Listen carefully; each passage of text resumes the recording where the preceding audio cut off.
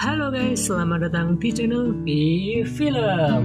Dan pada video kali ini, Mimin akan membahas sebuah rangkuman alur film yang berjudul Cold Pursuit. Film bergenre aksi kriminal ini dirilis tahun 2019. Film ini disutradarai oleh Hans Peter dan dibintangi oleh Liam Neeson dan masih banyak lagi. So, tanpa spoiler di awal, kita langsung cus ke videonya. Di awal film, di daerah bersalju, kita diperlihatkan truk pembajak salju yang tugasnya membuka jalan dari tumpukan salju. Truk tersebut dikendarai oleh pria yang bernama Niels. Malamnya, Niels dan putranya yang bernama Kyle pulang ke rumah dan disambut ibunya yang bernama Grace. Tetapi, Kyle harus langsung pergi untuk bekerja. Niels dan Grace bersiap untuk menghadiri sebuah acara penting. Dan ternyata Niels dianugerahi sebagai warga teladan di kota tersebut. Niels pun sangat berterima kasih karena walaupun tugasnya hanya membersihkan salju, ia mendapat sebuah penghargaan. Di sisi lain, Kyle tengah bekerja di sebuah bandara.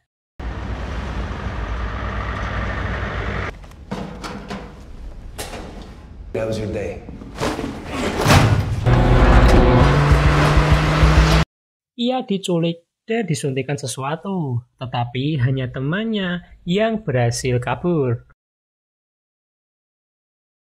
Di kota Denver, kita diperlihatkan pemimpin kartel narkoba yang bernama Trevor, yang mana sang anak bernama Ryan tidak mau bersekolah karena selalu dibully oleh teman-temannya. Tetapi Trevor meminta Ryan untuk sesekali melawan. Sementara itu, Kyle yang tidak sadarkan diri ditinggal begitu saja oleh para penjahat. Niels pun kembali dengan rutinitasnya, tetapi saat pulang, ia mendapati Grace yang panik. Mereka pun bergegas pergi ke kota dan di rumah sakit, mereka mendapati kenyataan pahit kalau Kyle telah meninggal. Niels seakan tidak percaya dengan apa yang terjadi, dan polisi menjelaskan bahwa Kyle meninggal karena overdosis heroin. Tetapi, Niels menegaskan bahwa anaknya bukan pengguna obat terlarang.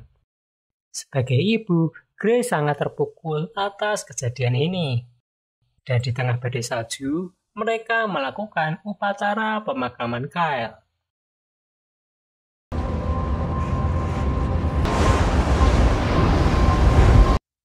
Sementara di kantornya, Niels ternyata juga sangat terpukul dengan kematian Kyle dan bermaksud untuk bunuh diri.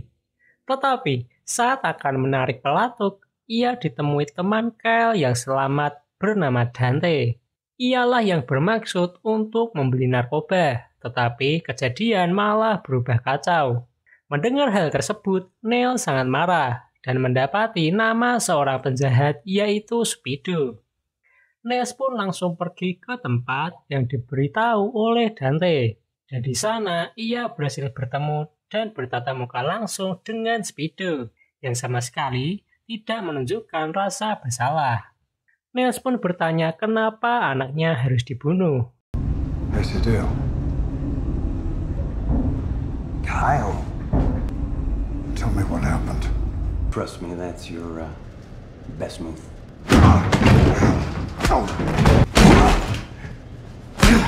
Setelah dilumpuhkan, Speedo menjelaskan bahwa ia hanya diperintah oleh Limbo. Dan setelah itu, Speedo dieksekusi. Is that him? That Limbo?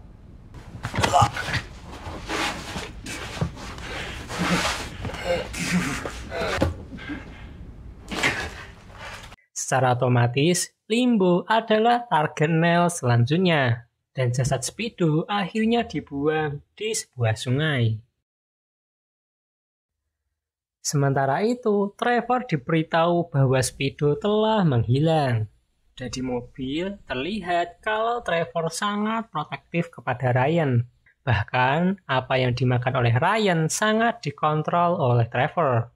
Sementara di kota, kita diperlihatkan dua polisi, di mana senior pria merasa bahwa peredaran narkoba di kota tersebut sudah tidak bisa dikontrol dan membiarkan mereka memakainya. Tetapi polisi wanita bernama Kim jelas tidak setuju. Dan saat ada pemuda ia sedang meleng, senior pun menyuruh Kim untuk membiarkannya saja dengan dalih untuk menjaga suasana.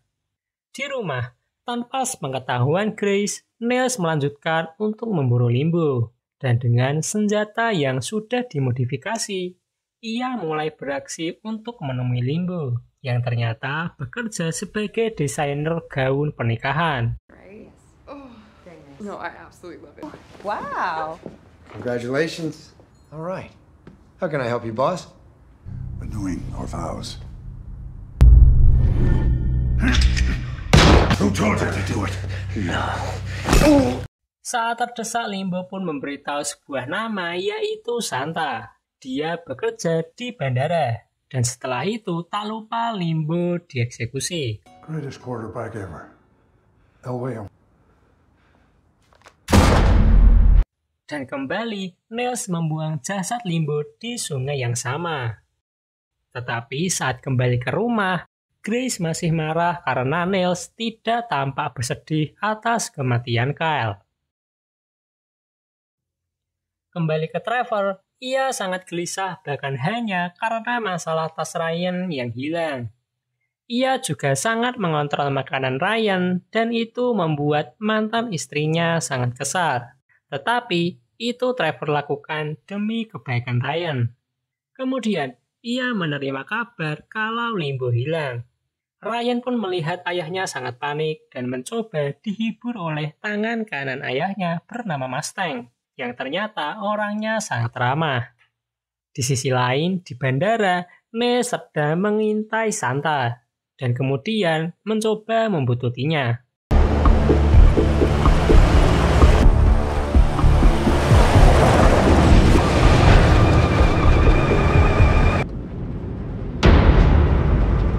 Niles berhasil mencegat Santa dan mencoba berbicara dengannya. It's between you and me, right? Who am I messing with? You're wasting. Tired old man. Dan kembali, ia membuang jasad Santa di sungai yang sama. Dan saat pulang, keadaan rumah sangat sepi karena Grace ternyata sudah pergi. Dan di sana, ia meninggalkan sebuah surat kosong. Paginya, Niles pergi ke rumah saudaranya yang bernama Brooks, yang merupakan mantan mafia, dan memberitahu mengenai kematian Kyle. Niles mendapati info kalau Kyle dan Dante mencuri obat terlarang dari geng narkoba bernama Viking. Brooks memperingatkan Niles untuk jangan main-main dengan geng ini karena sangat berbahaya. Tetapi Niles seperti punya sebuah rencana. Sementara itu, Trevor semakin dibuat gelisah karena satu lagi anak buahnya yang hilang. Ia pun langsung menuduh rival bisnisnya bernama White Bull yang merupakan geng suku Indian. Karena dulu mereka mempunyai masalah perebutan wilayah dan akhirnya berniat membalas dendam atas kematian anak buahnya. Tak lama, dua anak buah Trevor mulai menunggu kemunculan salah seorang anak buah White Bull. Dan tak lama mereka melihat seorang pria dan kemudian berhasil membawanya pergi. Walau sudah disiksa, tetapi si pria tetap bungkam. Dan Trevor akhirnya mengambil alih. Married an Indian, don't you think I know the difference? Nah, guy. Si pria ditemukan tewas oleh polisi Kim dan seniornya yang muntah. Dan ternyata White Bull mengamati dari jauh. Ia sangat terpukul dengan kejadian ini karena pria tersebut ternyata adalah anaknya. Kembali ke Niles, ia yang pulang dari bar ditemui oleh Kim yang turut berduka atas kematian Kyle. Kemudian ia menemui seniornya dan menjelaskan bahwa pria yang mereka temukan tadi adalah anak dari White Bull, ketua geng narkoba, dan menduga ini ada hubungannya dengan rivalnya yaitu geng Viking. Niles kembali menemui Brooks yang menyarankan agar Niles menyewa pembunuh bayaran untuk membunuh Trevor, dan namanya adalah The Eskimo.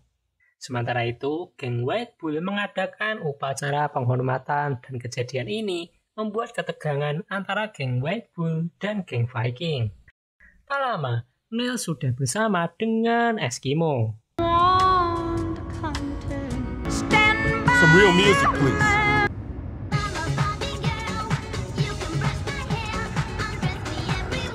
Di hotel, Niles memberi uang muka sesuai perjanjian. Tetapi, kemudian Eskimo datang ke tempat Trevor yang ternyata sudah bersekongkol dengannya. Eskimo memberi info bahwa ada seseorang bernama Niles yang berniat ingin membunuh Trevor. Tetapi, Trevor bingung karena tidak ada musuhnya yang bernama Niles. Tetapi ia mengenal Brooks dan setelah mendapat info tersebut, Eskimo akhirnya dihabisi. To kill me for 90 grand and you didn't honor. What the hell would we do all day? Is this what you call an Eskimo roll? Kembali ke Niles yang tak kunjung menerima kabar dari Eskimo. Sementara di rumah, Brooks ditemui oleh Trevor dan diajak pergi. Trevor bertanya mengenai hubungan Brooks dengan Eskimo dan juga kematian anak buahnya. Tetapi, karena tidak mendapat jawaban, Brooks berakhir di pemakaman. Di markasnya, White Bull sangat terpukul dengan kematian anaknya dan berniat membalas dendam karena anak harus dibalas dengan anak. Dan itu adalah Ryan, anak dari Trevor. Sementara Niles merasa bahwa hanya dirinya yang harus membunuh Trevor dan mulai mengintai rumah Trevor yang penjagaannya sangat ketat. Ia pun berniat untuk menculik Ryan di sekolahnya. Di sisi lain, anak buah White Bull juga mulai mengintai Ryan di sekolahnya. Lalu, polisi Key mendapati info kalau Dante telah tewas persis seperti Kyle. Ia pun mendatangi Niles untuk memberitahu hal tersebut. Tetapi, Niles tidak kaget mendengar hal tersebut. Dan di sini seperti tidak ada peran polisi sama sekali. Di hari berikutnya, anak buah White Bull bersiap menculik Ryan. Tetapi, rencana itu batal karena ada utusan Trevor yang memberi paket berupa kepala salah seorang anak buahnya yang diduga adalah dalang dari pembunuhan anak White Bull. Tetapi, White Bull tidak mudah untuk ditipu. You showed a lot of guts coming here alone. Sementara itu, Niles bersiap pergi untuk menculik Ryan di sekolahnya. Dan di sana, ia berpura-pura sebagai anak buah ayahnya. Tetapi, anak buah White Bull juga melihat hal tersebut dan mencoba mengejar.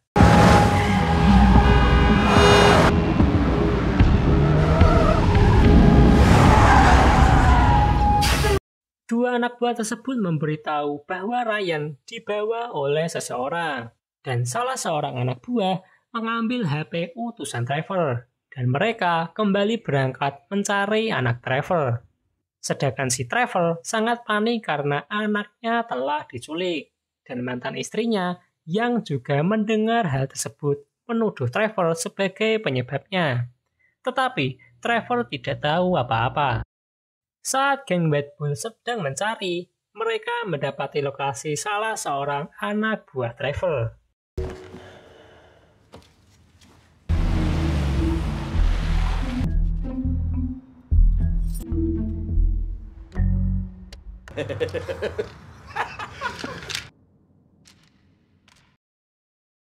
Mereka pun melanjutkan perjalanan ke hotel di kota tersebut.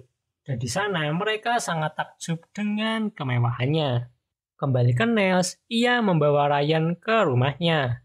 Dan walaupun diculik, tetapi Ryan terlihat menikmatinya karena Niles sangat ramah. Ryan memberitahu bahwa menculiknya hanya akan membawa kematian bagi Niles. Tetapi ini adalah salah satu cara agar Niles bisa bertemu Trevor. Ryan pun disuruh tidur di kamar Kyle. Tetapi sebelum tidur, Niles diminta untuk mendongeng. The new C-130 is the creme de la creme of snorkel use, equipped with powerful modern engines. Throwing distance of 100 feet. I thought you were a kidnapper. Terlihat Ryan ia menikmati kebersamaannya dengan Niles yang sangat perhatian. Paginya, petugas kebersihan sekolah Ryan dipanggil menghadap Trevor. Di sana, petugas kebersihan mengenal mobil yang menculik Ryan dan dimiliki pria pembajak salju bernama Niles. Trevor pun berpikir bahwa Brooks pasti memiliki saudara, dan setelah mendapat info tersebut, petugas kebersihan akhirnya dieksekusi. Sementara itu, geng White Bull mampir sebentar untuk berwisata.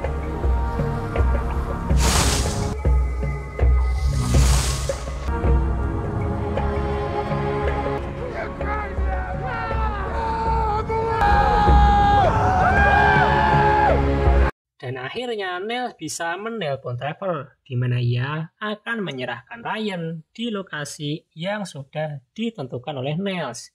Dan tak lama mereka sampai di rumah Niles yang sudah kosong. Di saat bersamaan, Ryan yang diajak membajak salju berjumpa dengan Kim. Niles mengaku bahwa Ryan adalah keponakannya. Sementara di rumah, Trevor mendapatkan alamat kantor Niles dan langsung bergegas ke sana. Tetapi, Mustang malah menelpon HP utusannya yang sudah dibawa geng White Bull dan memberitahu lokasi kantor Niles. Di sisi lain, Niles berusaha menyembunyikan Ryan di kantornya dan bersiap untuk kedatangan Trevor. Ia menunggu kesempatan untuk menembak, tetapi sayang ia ketahuan anak buahnya. Trevor langsung menanyakan kondisi Ryan, tetapi di tengah situasi sulit Niles, tiba-tiba geng White Bull menyerang. Oh, and that part about the note.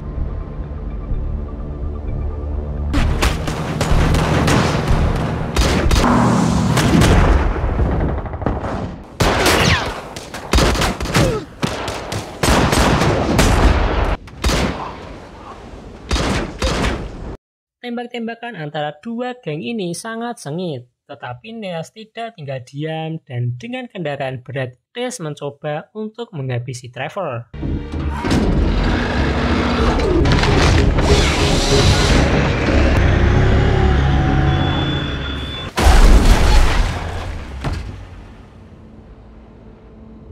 Dan White Bull berhasil menembak Trevor. Banyak korban dari kedua belah pihak dan akhirnya balas dendam Niles terbalaskan karena Trevor berhasil mati. Dan saat Niles pergi, ternyata White Bull sudah ada di truknya. Sementara itu, Kim dan senior yang tiba melihat banyak korban di sana.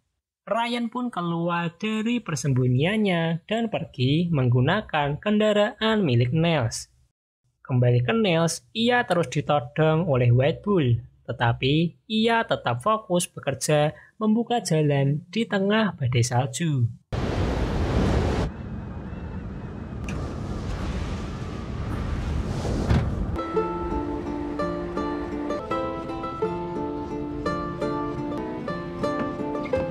Dan terlihat White Bull yang mulai akrab dengan Niles.